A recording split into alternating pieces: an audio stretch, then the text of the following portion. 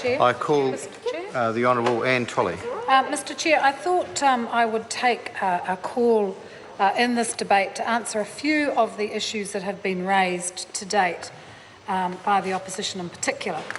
First of all, quite early on in the debate, quite a number of people talked about there being no evidence being used to support the changes that we were making around the social obligations.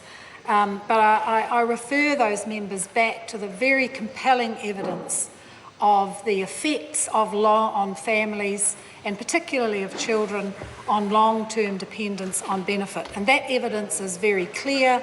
It's both nationally and internationally accepted evidence, and right across the OECD, countries are working to make sure that in the best interest to get the best life outcomes for children, getting their parents back into paid work is one of the best ways to ensure that children are able to live successful lives. So the evidence is very clear, and that's been the basis on which this government has supported getting parents back into work as quickly as we possibly can, for the benefit of them and for the benefit of their children. Secondly, there were some issues raised around what work and income, the requirements that work and income will have for mothers of children by reducing the age to 3. And there have been some outrageous claims made.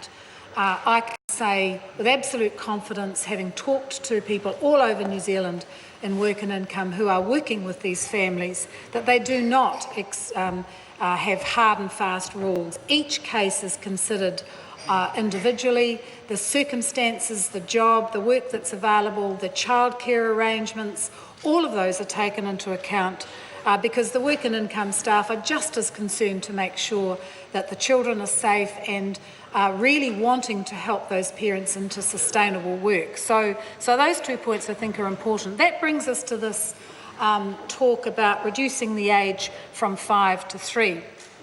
And in fact, the stats support the direction that this government is going in, because by the time their youngest child reaches 3, half of all sole parents, half of all the existing sole parents, and 2/3 of partnered mothers are in paid employment in New Zealand. That's the reality that we have now.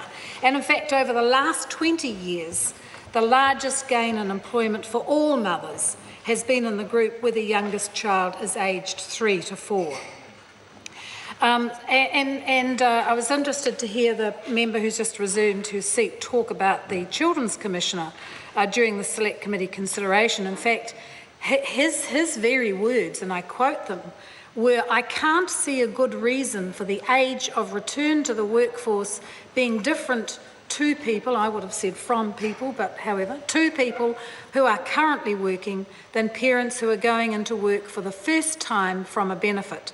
And so 3 is a reasonable choice, and 20 hours of work will increase that connection to work. So I think that those are appropriate, so long as obviously the work is child-friendly and the early childhood education and care is accessible and high quality.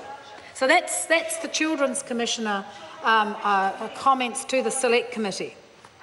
Now, I asked for a bit more information because people were saying, where's the evidence, where's the evidence? And actually, when you look internationally, work obligations for parents do vary. But it was quite interesting. The opposition often talk about Norway and how they do things in Norway. It was interesting to see that France, Germany, Norway and Switzerland have a work expectation for people receiving a benefit when the youngest child is 3 years of age. A range of other countries have work expectations at an earlier age, including Sweden, Japan and Denmark, which is another country that is often quoted to us as that one that we should take notice of. In Belgium, Denmark, Finland, Japan and Sweden, all sole parents are subject to a work test, regardless of the child's age. So actually what we are doing here in New Zealand is consistent with international practice. And finally, I refer back to the Welfare Working Group from 2011. They recommended that sole parent beneficiaries should be required to seek part-time work paid work of at least 20 hours, Mr Chairman. The Honourable Anne Tolley. Of at least 20 hours per week once their youngest child is 3 years of age. And of course we didn't implement that, we didn't go as far as that, but having seen then the success and the number of sole parents with children younger than 5 going into part-time work, we are very confident that the obligations we are placing in this bill will have a great long-term effect for those families, for both the mothers and for their children long-term.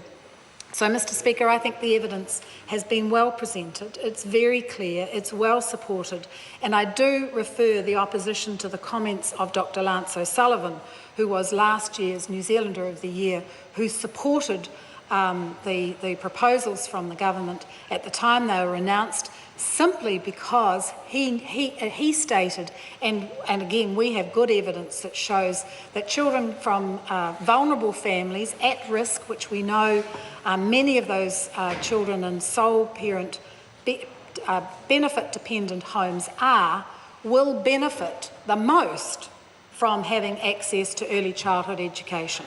So the 20 hours ECE will provide those children with learning opportunities, with socialisation, and we think that that has good long-term benefits for those children. So, Mr Speaker, Mr Chairman, I repeat, I think the evidence is very clear that the direction that this government is taking with this bill is consistent with international practice and evidence, and will have good long-term outcomes for the children.